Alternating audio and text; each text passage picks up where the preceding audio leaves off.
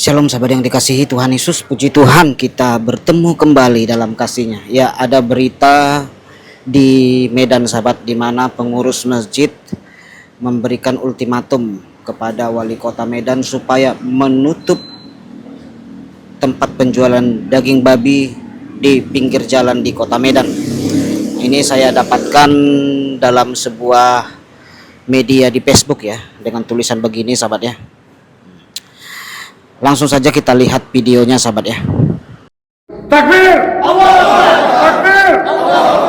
Meminta kepada Bapak Wali Kota Medan untuk menutup total lapak penjualan daging babi yang berada di Jalan Turi, Jalan Bahagia Bypass, Jalan M. Nawi Arab, sekitarnya dalam waktu 3 kali 24 jam, dan jika tidak diindahkan maka kami akan melakukan aksi lapangan. Demikian kami dari Forum dan Ormas BKM yang ada berhadir pada malam hari ini. Takbir! Allah! Takbir! Allah! Takbir! Allah! Ya, selalu diakhiri takbir sahabat. Allahu Akbar, Allahu Akbar. Tutup jualan daging babi. Oke, kita baca beritanya sahabat ya. Di sini dikatakan ormas dan pengurus masjid di Medan warning wali kota Medan tutup penjualan daging babi di tempat umum. Rubis ID Medan. Forum Badan Kemakmuran Masjid BKM, organisasi masyarakat ormas Islam serta pengurus BKM di Kecamatan Medan, Kota Medan, Amplas dan Medan Denai memberikan peringatan pada Wali Kota Medan Riko Triputra Bayu Maas agar segera menutup dan melarang penjualan daging babi di sejumlah titik di Kota Medan. Peringatan tersebut disampaikan dalam pertemuan BKM, Ormas dan Lembaga Dakwah Islam yang digelar pada Kamis malam tanggal 12 bulan 2. Mereka menyoroti aktivitas penjualan daging babi di sekitar Jalan M. Nau Harahap, kawasan Bahagia Bypass dan Jalan Tur yang dinilai meresahkan masyarakat khususnya umat Islam. Ya, begitu mereka saudaraku ya, mereka tak makan daging babi, mereka resah.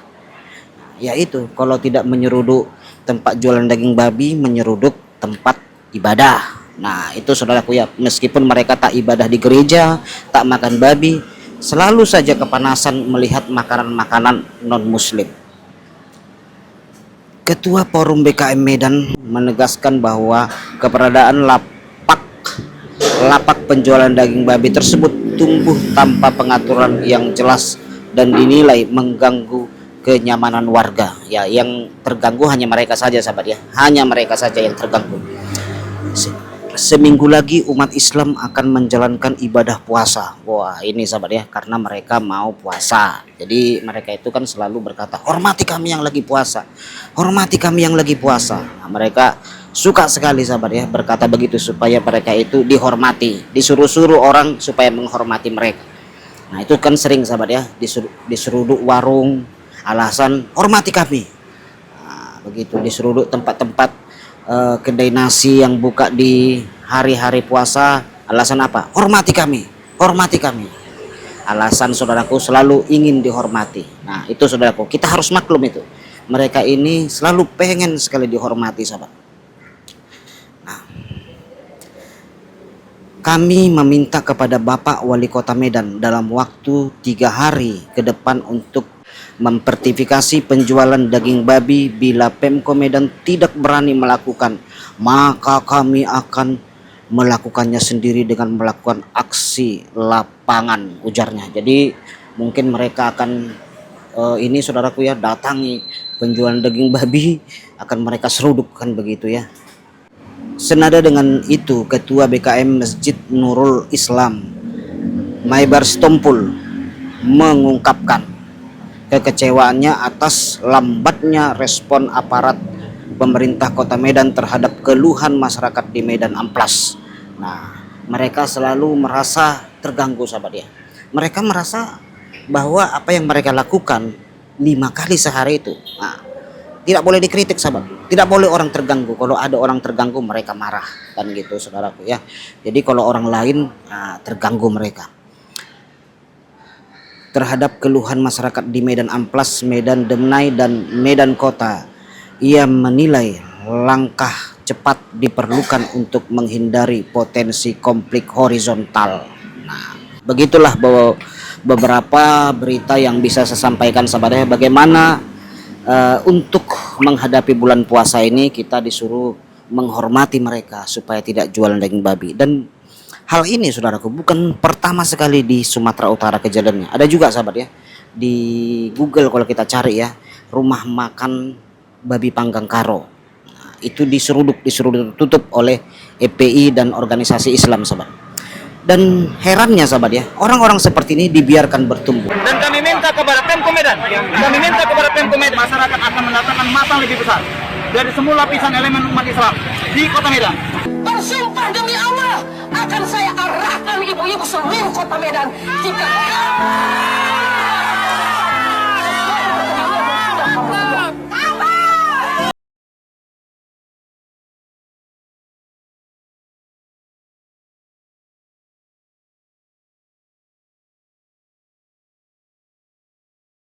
kesalahan orang-orang kita di Sumatera Utara. Saya mau sampaikan ini sahabat ya, karena tidak tegas.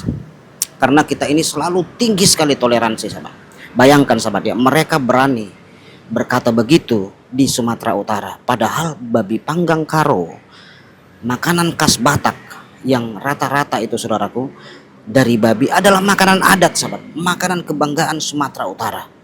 Ya, saksang itu makanan kebanggaan orang Batak, makanan adat itu sahabat. Sama dengan makanan babi panggang Karo, itu makanan kebudayaan. Bayangkan sahabat ya, makanan adat, makanan kebudayaan begitu sahabat, mereka ganggu, mereka seruduk, mereka komplain sahabat, oleh karena haram bagi agama mereka. Padahal mereka nggak tahu haram bagi mereka belum tentu haram bagi agama lain. Makanya saya tidak setuju istilah non halal akan diterapkan di bangsa ini kepada rumah makan non muslim. Nggak setuju saya sahabat. Kalaupun itu ditulis non halal, harus ditulis di dalam non halal itu bagi umat Islam, non halal bagi umat Islam. Jangan hanya non halal saja, karena kalau non halal yang makan itu di situ saudaraku, mereka menganggap itu makanan halal bagi agamanya, harusnya ditulis non halal bagi umat Islam. Nah, itu harus ada kata-kata itu. Jangan hanya non halal saja. Tidak ada agama lain mau makan makanan yang haram. Berbeda-beda cara pandang haram halal ini bagi setiap agama. Ini kita lihat sahabat ya. Saya salut kepada salah satu pejabat di Malaysia. Ini pernah saya upload sahabat di channel ini ya. Saya salut, kagum saya keberaniannya mengalahkan kita orang Indonesia. Ingin memberi pesan kepada rakyat Malaysia supaya mereka tidak mencaci makanan bangsa lain. Saya melihat di sosial media ramai yang mengatakan bahawa babi itu kotor, busuk dan sebagainya. Mereka tidak menghormati makanan orang lain. Kita sebagai orang Dayak tidak pernah mencaci dan menghina makanan orang lain. Sebab itu kita sebagai orang yang makan babi ini tidak banyak yang mengambil rasuah, tidak banyak yang makan dadah, tidak banyak yang sampai membuat perkara yang pelik-pelik. Tapi kita dituduh makan babi dan kita tidak menjadi orang bertamadun. Saya rasa ini perlu dihentikan oleh rakyat Malaysia, oleh mana-mana pihak. Sebab kita perlu menghormati makanan orang lain. Walaupun babi itu busuk lagi lah budu dan belacan. Tapi kita tidak pernah menghina. Jadi kita saling menghormati untuk menjaga dan mendengar titah duli tuanku supaya kita hidup harmoni di dalam negara Malaysia ini.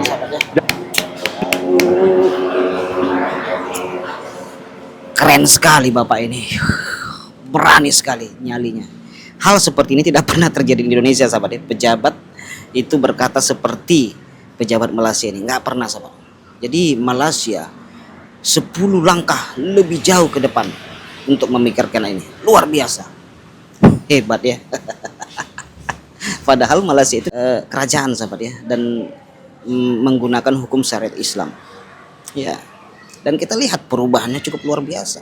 Kalau mereka tidak didengar pernyataannya, bagaimana di negara Malaysia diharam-haramkan makan mereka, mereka siap merdeka. Mereka ultimatum sahabat. Kerajaan Malaysia agak begini juga dia. Kalau sempat merdeka ini daerah-daerah ini kan ngeri sahabat.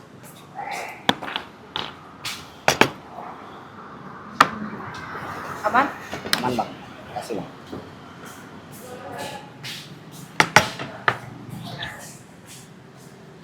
Ngeri sahabat. Luar biasa ya. Nah, ini saudaraku yang terjadi. Ini orang pengurus masjid ini apa nggak tahu babi itu adalah bagian dari budaya orang Batak, orang kita Karo, orang kita Pak-Pak, orang kita Dairi, orang kita Simalungun, bahkan orang kita Nias. Bagaimana perasaan mereka? Gimana hati mereka? Masa makanan kebanggaan Sumatera Utara, makanan budaya, makanan adat orang Sumatera Utara, mereka kepanasan, mereka mau ganggu? Kan cukup membagongkan sahabat. Itulah saya katakan sahabat ya, kita ya sebenarnya membuat ini. Kita tidak antisipasi sejak dahulu kala bagaimana kita sangat bertoleransi kepada orang-orang ini. Pas waktu sikit mereka sahabat, mereka sangat baik sekali. Iya. Makanya kalau saudara jalan-jalan ke Tanah Batak ya, saya kadang tidak habis pikir, kok bisa ya ada rumah makan Islam itu ya berdampingan, bersebelahan dengan rumah makan khas Batak, bersebelahan dengan rumah makan babi panggang Karo, bersebelahan dengan rumah makan kebanggaan budaya kita orang Nias yaitu babi juga ya. Nah, mereka bisa bersebelahan gitu ya. Waktu saya ke Nias ke Gunung Setuli juga begitu sahabat.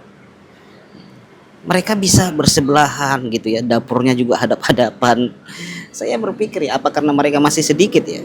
Kan gitu ya saudara. Kalau udah rame ya begitu, akan terjadi yang begini sahabat. NTT, Papua, Manado, Flores itu perlu berhati-hati. Belajarlah dari Sumatera Utara. Mungkin banyak video yang saya upload di sini bagaimana kejadian intoleransi di Sumatera Utara. Gereja diganggu, ibadah diganggu. Bahkan seorang pemimpin demo itu kan Muhammad Ilyas yang berkata, tutup gereja, Allahu Akbar katanya. Berani dia berkata begitu di kota Medan sahabat. Di Binjai, di kota Medan, di beberapa daerah di Sumatera Utara, mereka geruduk gereja. Belajarlah dari Sumatera Utara. Belajar sahabat. Jangan sampai di daerah saudara juga terjadi hal-hal yang seperti itu. Karena apa? Karena saudara ketika merantau ke daerah mereka, saudara juga dipersulit ibadah. Kasih itu bukan hanya berbicara, oh mengalah saja kita, diam saja kita, udahlah mengalah saja. Tidak sahabat. Kasih itu juga berbicara tentang ketegasan. Tegas itu juga berbicara tentang kasih sahabat. Kalau saudara melihat anak saudara sudah menyimpang ke kanan dan ke kiri, di luar jalur kebenaran, saudara harus tegas. Kalau saudara tidak tegas berarti saudara tidak mengasihi anak saudara. Tanda saudara mengasihi anak saudara, saudara harus tegas. Saudara harus marah dan tegur dia karena sudah menyimpang ke kanan dan ke kiri. Kelakuannya sudah tidak sesuai lagi dengan apa yang diperintahkan firman Tuhan. Anak saudara umpamanya memakan narkoboy, saudara harus marah, harus tegas. Tidak mungkin saudara berkata, biarin saja lah, suka-sukanya lah, udahlah mengalah saja kita sebagai orang tua. Tidak sahabat, itu tandanya bukan kasih. Kasih itu harus berani menyatakan kebenaran di atas kebenaran, harus tegas, tegur.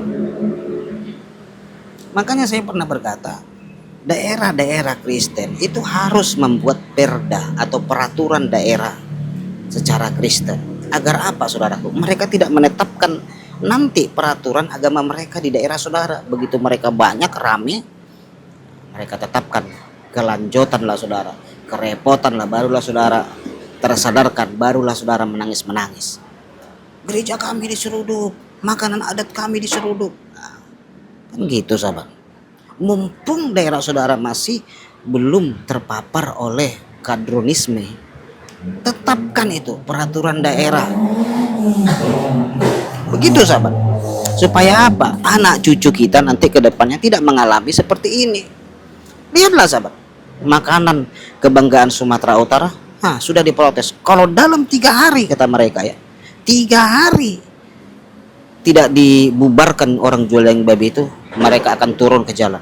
Luar biasa kan Sumatera Utara. Padahal Sumatera Utara dahulu sahabat ya, selalu dijuluki provinsi toleransi. Sumatera Utara adalah provinsi paling toleransi di Sumatera. Disanjung sahabat, disanjung, dipuji-puji. Sumatera Utara, wah luar biasa toleransinya. Kita pun bangga sahabat ya, naik kuping kita semua. Kita orang bermarga semua bangga sekali. Hebat, hebat, hebat. Supaya apa? Supaya mereka bebas masuk. Wah, bebas. Tengok kami nggak pernah diganggu, toleransi sekali Sumatera Utara ini. Ayo semua masuk ke Sumatera Utara. Inilah daerah toleransi. Orang Kristen, pendeta, gereja-gereja semua terpesona. Wah hebat kita. Iya masuklah, datanglah masuk. Begitu mereka rame, makanan budaya saudara pun diganggu. Kasih itu saudaraku ya, toleransi itu bukan begini loh. Saudara berada dalam lingkungan domba, kandang domba lah saya sebut ya. Lalu di luar kandang itu saudara melihat serigala. Serigala tersebut akan memasuki kandang. Sebagai penjaga kandang domba, kalau saudara berkata, udahlah biarkan sajalah serigala itu masuk, biarkan sajalah, kasihan, kedinginan serigala itu, kasihan sekali, toleransilah kita kepada serigala, masukkanlah mereka ke kandang domba ini, kasihan loh mereka di luar loh, masukkan. Begitu serigala itu masuk, semua domba-domba akan dicabik-cabik, akan diseruduk oleh serigala tersebut, dihabisi satu persatu.